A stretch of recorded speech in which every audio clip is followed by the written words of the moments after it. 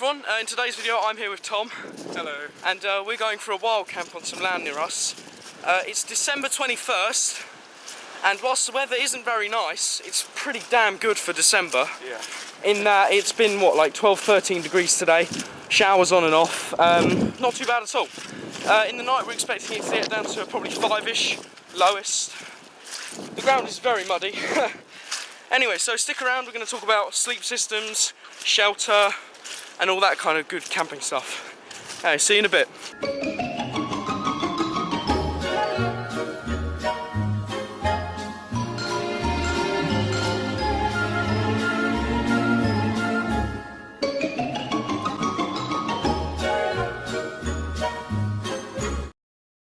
There we are, somewhere through the brush.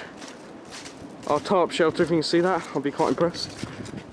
Anyway, time to set up and sort out the firewood for today, which is going to be quite a deal because it's very wet.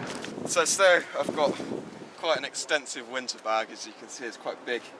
I've got an Arctic sleeping bag, roll mat, ground sheet and wool blanket, so it's going to be nice and toasty tonight. We've just got a few more things on the shelter to finish.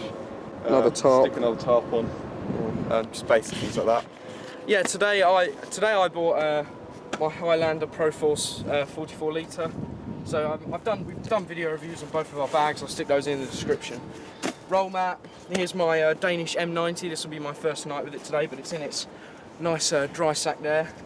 Got pretty much all of the insulation I could possibly need. So it's actually like horrendous drizzle. So we're going to sort out a little bit of a sheltered area and then sort of take it from there.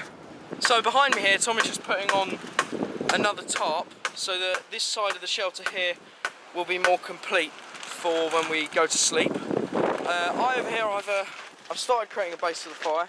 It's not quite done yet, but we've been using the wood from the wood store here, which is basically under the tarp, and we can keep some wood dry, which is great for days like this. Got my ground sheet there, and then on top of it I've got a roll mat, and then in that kayak bag there is my sleeping bag. I'm not taking it out yet because I want it to be 100% dry. It should be fine under here, but just got to wait till I go to sleep. Tarp's looking nice and happy. It's all completely dry under here. Just here I've got a new piece of kit actually. A Sawyer water squeeze system, so it's full of water. It's 32 ounces. Again, I'll try and put all of the gear I mentioned in the description, but I've got 3 of these for £7 on Amazon, and they're great because you can fold them down once they're empty, so they're good for overnighters because you can just pack a bit of extra water. Here I'll be taking this out. This is my military poncho, and what I'm planning on doing is essentially I'm going to like put it up across here, put it down and peg it out a little bit, and then I'll have a bit of respite for the wind in the sleep, and I can roll it down and roll it up depending on whether I want the heat from the fire. Things that we've got to do today. Well, as I've said, Tom's putting that tarp up there. I've got to get a fire going. Also, I'm going to be putting in a fire reflector, and we're both going to put our heads up this end here so that we have a better chance of getting all that heat to us. Got to collect more firewood, going to store some more in the wood store for when we leave. Hopefully we'll probably have dinner at like 5 or 6 just after it gets dark, because it's not actually that cold as I said earlier, but it gets dark super early, so that's a bit rubbish. And then we'll probably do a little bit of a clean out underneath here and just sort of clear some of the leaves. So I just lit a fire there. What I used some bicycle inner tube, which is a really great wet weather fire starter because it will work in pretty much any weather. We used some of the twigs we had stored in the wood store, and I also used my fire kit pouch there. There's a video on that there if you want to see that in more detail, because I don't want to go into it today, but yeah, it should go up nicely. Those twigs were very nice and dry, so we've just got to keep this thing going with the wood store wood. Okay, so we were having, well I say we, I mean I was having a bit of trouble getting these pegs here into the ground so we can build a fire reflector. Then I had an idea. I thought I could put the huge amount of weight that my arse has behind me, put this block here and sort of sit on it, and it works really well. It sort of sinks into the ground. I just sort of go off it for a few minutes. Solid. And I did it to this one as well. And I used this that I had in ours so I could put it on nice and flat. And then anything else I could just push it in myself. That is, you know, why waste your energy whacking it in when you can just sit on it, you know? So there's a nice little tip that you can take home. Anyway, I'm going to carry on building that now, so that'll be fun. So there's a spot around the corner where a load of logs were chopped. Wasn't us, probably people doing a bit of coppicing. And I'm just picking those up and then sliding them in between the 2 beams here to create this wall in front of the fire. And push it down a little bit because what we need to do is we'll get some leaves and stuff it in some of the gaps here like this, and that way when we do that, do it from the back and the front, it will make sure the heat, not at least most of it, gets reflected from this direction. And it's a bit of a muddy job, but you know, it's worth it in the end, because you will feel the difference with the heat reflector, especially on days like today when it's a little bit windy. This will give wind protection and a little bit chilly, so yeah, this will do nicely. I'm going to make this a bit higher and then I'll be back in a moment.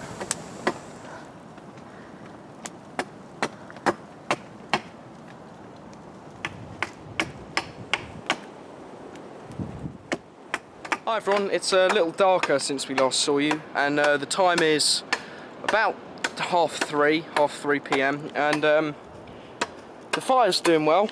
It's we got some big logs on there. It looks a bit smoky at the moment, but it's just sort of baking out the moisture in the big logs, and then hopefully that'll burn for most of the night at least. We got this side of the shelter finished. Got 2 supporting beams put in there now. Tom put those in, and we're going to clear out the bottom under there. We're storing our bags here for now. What I've done here, as I said I'd do earlier, is I've put the poncho over the front there and pegged it out, and there's another peg there I'm going to put down when I go to sleep. So that's going to just give me a little bit more respite from the wind. Meanwhile, round here, where this was just logs, I've covered it in all of these leaves here, just so that on the inside where I'm sleeping in there, I'll have a lot more protection from the wind and rain, and also the wood store is literally just under that, so it should keep that dry as well. We've added a lot more wood to the wood store, and we're going to get dinner on pretty soon. It might seem a little bit early, but considering it gets dark at like 4, 5, we thought we probably want to eat in the light, so that's what we're going to do. Anyway, what we'll do in a minute, actually, just before that, is we'll show you our sleep systems, because then you can actually see them in the light. Right, so here again, and just thought I'd show you the sleep system before we go off to bed. And essentially it's pretty simple really. Most of you will be familiar with this setup, but I just thought I'd show you what specific gear I use. So if you come over here a sec, I'll show you. Basically what we got is, this here is what I'm using as a pillow, red shemag, and I keep the clothes for the morning in it. Just keep your head off the ground a little bit, keeps your head warm, but also just comfy. This specific sleeping bag here is the Danish M90 winter sleeping bag. Now, it packs down really big, and it's a pain because it packs down to like 20 litres, which is really annoying, but it's a winter sleeping bag, so it should keep me more than warm. So that's what I'm going to have as my first layer. Underneath that, ground sheet here, no sorry, not ground sheet, roll mat, standard old roll mat, you all know it, and then ground sheet. So, you know, the roll mat will keep me warm from the ground, and then the ground sheet should keep me dry. Of course, I've got the whole natural shelter gear going on above me here. Another pair of socks I'm going to just put over my current socks, because these are like very high wool ones, I think 90–80% wool, so they'll keep me quite warm. And then, base layer, I'm going to have my wool jumper on. I can take that off if I need to in the night, so that's an option. And then, big part of the system, the wool blanket. Wool blanket, really useful. I'm just going to put that over, but particularly over my feet, because I get cold feet in the night and that's no fun at all, so that's what's going to be there. So that's my my setup. Also, if it gets really cold, I've got the dry bag that I kept the sleeping bag in. I can put that over the feet of the sleeping bag, just to keep them reflecting more heat back. So there's my sleeping bag and gig. Then now Tom's going to show us his. So this is my sleep system. I've just got a small woven tarp, seeing as I forgot a decent ground sheet. Then just the bog standard roll mat, bit of insulation. It does actually go a long way. Then my sleeping bag, it's a Coleman Peak 6.25. I don't know, I found it in my loft, and I know the temperature range is pretty extreme. So the highest temperature it says you're comfortable at is -5 degrees. The comfortable temperature is -10 degrees, and the lowest temperature it will go down to is -22 degrees. Yeah, I guess that's the benefit of buying a commercial one, because mine's army surplus, it's kind of just like, yeah, it'll be alright if you're cold, like, yeah. It's not really very specific. Yeah, I mean, it's pretty warm. I've tested it. I guess I'll see how it holds up tonight in a sort of natural shelter like this. Brilliant, yeah, you're well covered there. So for dinner it's spaghetti hoops for life. I'm going to put them there, let them cool down a little bit, but they'll be nice and hot. Oh, rain's starting up a little again. yeah, but just a nice hot dinner will get your food going, and then that'll keep the furnace of your body burning overnight. That's good stuff. Fire's looking really nice and healthy. So that should go for quite a few hours. We put some very hard wood in there like this and this here, so shouldn't have a problem with that, and that on the top, so that's fine. What I did to get this open, I just stabbed my knife in it, and then I used my multi-tool pliers here to just pull them out by using the lip there. Don't burn myself, good times. So I'm going to eat that now.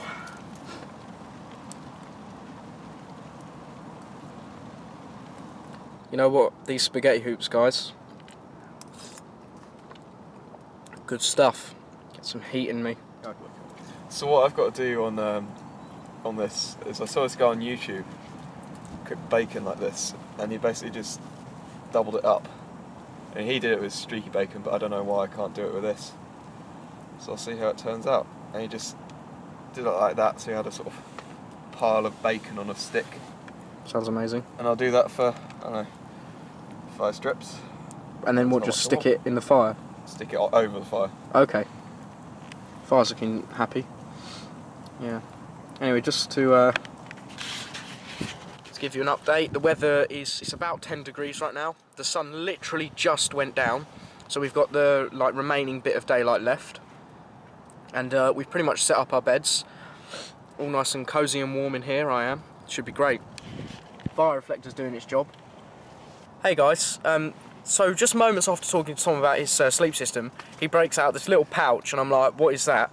And basically he's making some fireside bread, which I'm quite impressed with actually. So you want to just talk us through what's going on there? Let me just... Right, so I've got sort of flour, self-raising flour with a bit of baking powder and some other sort of herbs and salt and pepper and all of that. I'm just going to bung that in a little tinfoil bowl and knead it together with some water, and basically I hope it'll turn out as a kind of flatbread.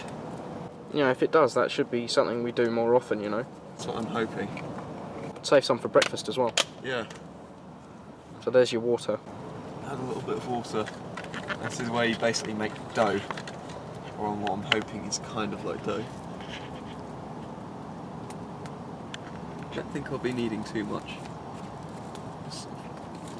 I'm going to get a Life Venture titanium plate, pretty much for the purpose of doing this kind of thing, but it's also good for like bacon and all other kinds of campfire cooking, so I'm looking into one of those. Yeah.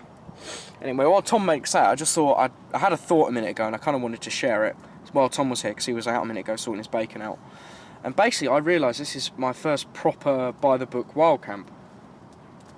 Anyway, it's kind of hit me that, because before I have like sort of camped on a wild land in a private forest, but that was out the back of the car and I barely had to walk 100 metres to get there, so there was kind of an escape route, if you know what I mean, if it messes up. But we haven't got that this time.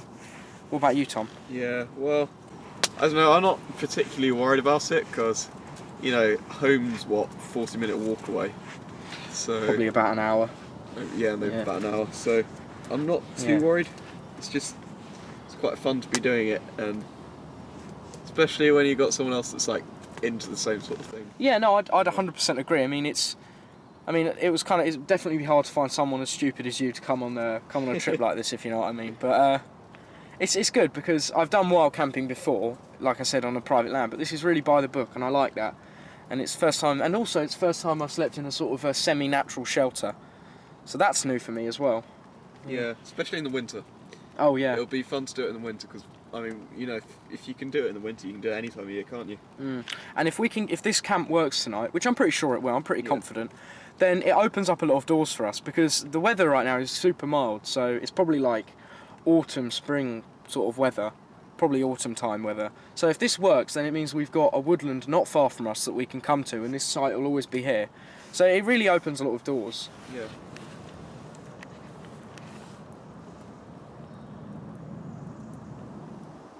That full moon is just huge, and also beautiful. Is it full moon tonight? A waxing, I'm not sure. It doesn't look quite full, actually. Maybe not 100% full. Waxing or waning, I have no idea, but it is beautiful. Very bright as well. Hey everyone, it's, what time is it, like 6:30? 7:15. 6:45 now, and We've had our sleeping bags set up and everything for a while now. We've eaten dinner. I had spaghetti hoops, as you know, and Tom had bacon. And his bread actually worked pretty well. The herbs make it quite nice. We're sort of just sitting by the firelight now, having a chat. There it is there. Nice fire. Looking very nice and toasty warm. Anyway, yeah, Tom's get some non-alcoholic mulled wine on, just because we thought, why don't we be a little bit Christmassy? He put it on the gas stove because I had to get the fire re-going again because it died down a little bit, which was a bit of a pain, but whatever. We got it sorted now at least. Yeah, but it's a really nice night. The stars are looking beautiful. There's a lot of moonlight tonight. But yeah, no, it's a really nice and mild evening.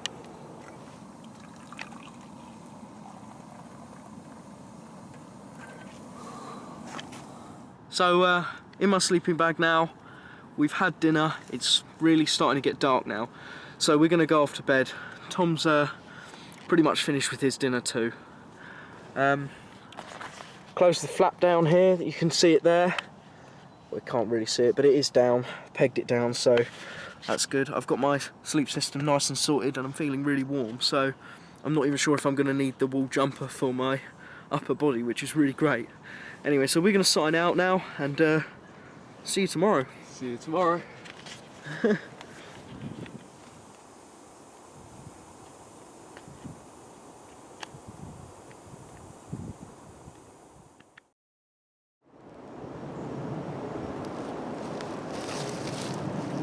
Good morning. Woke up like 5 minutes ago, I guess. What's the time? Do you know what time it is? Not a clue. I'm guessing sometime after 8. Yeah, because the sunrise was technically at 8 o'clock. But I woke up I woke up twice. Neither time because I had a bad sleep system. The first time I woke up at 11:30, and that was because I was too hot. So I took my jumper off, which I'm wearing again now because it's cold. I took my jumper off and then I was absolutely fine after that. The second time I woke up, I didn't really know what time it is, I didn't check, but I'm guessing it was early morning, like 2 or 3 a.m. And the reason I woke up that time was because the wind was really loud, which was a bit of a pain, but I got back to sleep again and woke up now, and we're just waking up now. My sleeping bag, very impressed with that. Kept me, pretty warm actually. I never felt like I wasn't being kept warm. It was nice and toasty.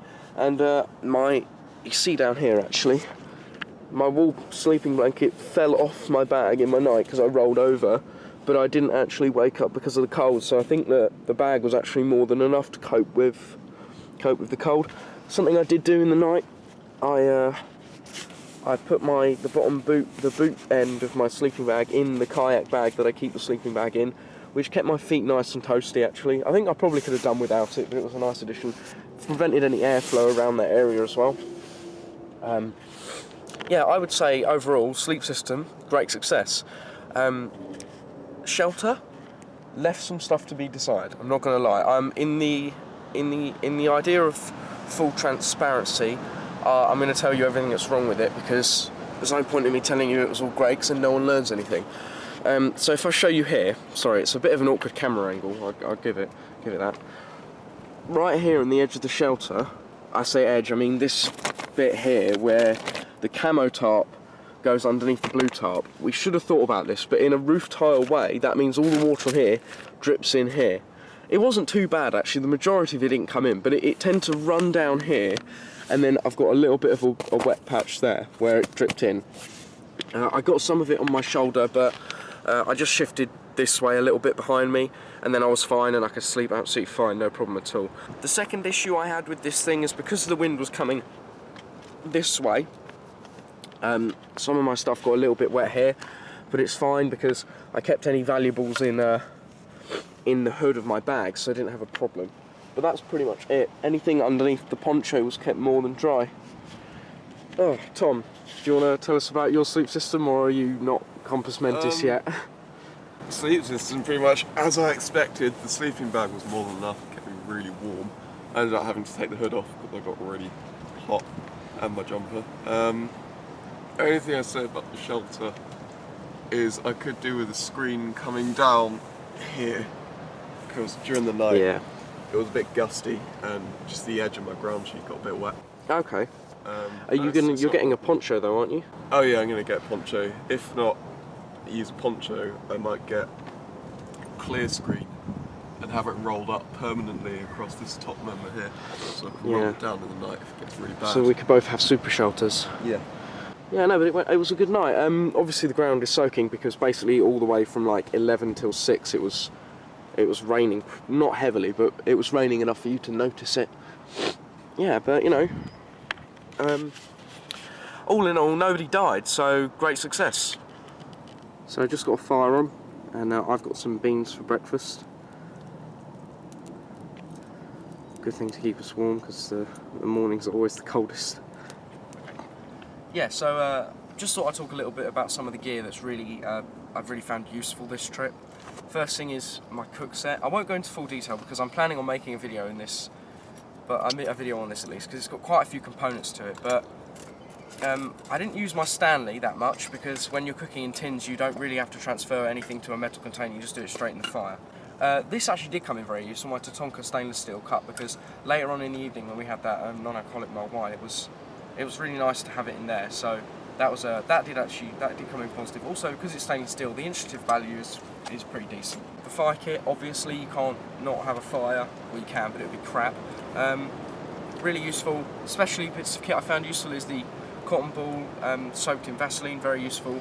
The lighter. I didn't opt for a flint and steel this time round because when I lit it in both conditions, the ground's been wet and it hasn't been in my favour, and I thought, well, there's no such thing as cheating, I'll just do it my way and the way I know gets results. Another bit of kit I found useful, soil water fill system, packs down, it's nearly finished, so once it's empty I can roll that up.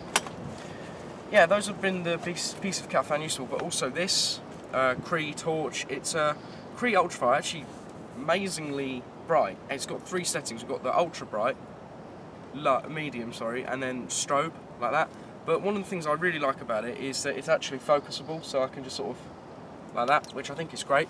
The price on this is incredible actually, it's like £5, and these are my go-to torches, and I got like 5 of them recently because they're indestructible really. I mean, I haven't broken one yet and I was like throwing this and stuff. So really nice bit of kit. I was clipping that onto some of the eyelets in here, and then I could have like a little lantern.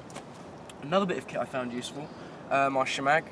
Used it as part of the pillow system that I mentioned last night, but it's also quite nice because you can dampen it and wash your hands, and then it's also just quite good to wipe the sleep out of your face. Yeah, again, obviously the hero of the hour has to be the Highlander Pro Force Bergen, because I wouldn't be able to get any of this stuff here without it. So, you know, credit to this. Something you should always have as well, adventure kit. Well, this is just, that's what this one is, adventure first aid kit by Life Systems. Oh, I've got some smoke on my face. I carry a sort of a medium to large size first aid kit because then it has everything I need, and we were working with axes to cut some of the firewood, and we were working with knives because I made wooden pegs for this. So, you know, definitely have a first aid kit. Also, I keep my contact lenses in here so I can actually see. But that's just some of the kit I found particularly useful this trip, not to mention stuff like the poncho and the sleep system, which were, you know, brilliant and everything I wanted them to be. But that's just some of the kit I found really useful. Go. So after sort of this night of staying out and actually using my gear to its full potential, I found the sleeping bag was brilliant. I can't fault that at all. Other things, you know, I've got my little EDC torch, all my keys. It's just a 1-mode torch.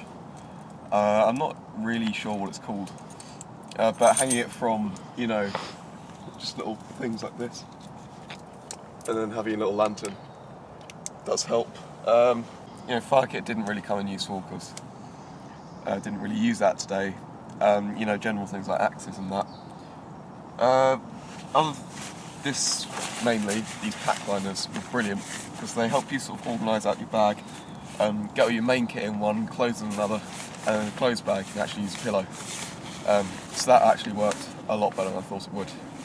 Hello again everyone, it's 9:15 now, and we're pretty much up and running. I'm fully changed, and we're basically doing what we call Barebones pack up, which is where you pack everything up other than what you really need, like your water bottle and maybe your cook set, which is the case for us because we're making breakfast. So there's my Stanley there in the fire, and we're just boiling some water there, and we're going to make some coffee, and then I'm going to put my beans on in a sec. So Barebones pack up basically involves sleep system, what's left of your shelter, and maybe a sitting pad. So yeah, we're going to do that now. Both taken a similar route and gone for coffee and beans each. So, you know, what works, works. We're getting that little energy boost in us, and then we'll finish pack up. Fire's dying down, it's getting to some embers. If not, we can just pour some water on it because we've got quite a bit left, and then we'll be going. How are the hinds, you elitist pig? They're very good, and actually, as debated in a previous video, the logo doesn't melt off. So I was right all along. Whereas the Tesco one has basically been absolutely killed. Yeah. Fire's doing pretty decent. That's because we burned some rope on it that was spare, so give it a little bit of a toxin-based boost, if you know what I mean. So we thought before we go, we'd give you a quick tour of camp as it stands in December 2015. That's more a reference to myself than anything else. So, if you want to see the construction of this in a little more detail, have a look at this video here. It's actually a two-part series, but it's more or less the same concept. What we're trying to do is we're trying to build a three-man shelter. So we've got a lean-to here, a lean-to there, and a lean-to there. We've constructed these two slightly differently in that there are fewer logs holding up this tarp than that tarp. Also, this one's at a much deeper angle, so you can get further back into it. Because this one was kind of a second go, so we put a little bit more thought into that one. We've got beams here, and we're going to put a second wood store here. And also we've got one sleeping area there, and then one sleeping area there, and the wood store, if you come in a sec. So just behind here you can see we've got the wood store, so it's full of a lot of wood at the moment. We're going to put more in it though, that's just as it stands. We've got tarp here, and that's keeping us. Something that we have added recently, which is quite easy, we put a nail into these trees, and then we can use it as a bag carrier so that we can sort our bags out with much more ease. And there's one of those on each tree. Yeah, what we've also been doing recently is we've basically just been trying to camouflage stuff. So you can actually see on the back here, not only is this camo, but also it keeps the wood store dry. I added this yesterday, so that's good for that. On the back of here, we weighted the tarp down, and we've done the same for the other tarp. We basically just weighted the tarp down with a load of logs and crap, and in the end we're going to fill it right up to the top with leaves and logs and stuff. Personally. So yeah, that was a brief tour of camp as it is at the moment. In terms of the video, well, that's pretty much it for today. We're gonna go home now, pretty much. We've done everything that we wanted to do, and yeah, it was great fun. Really enjoyed it.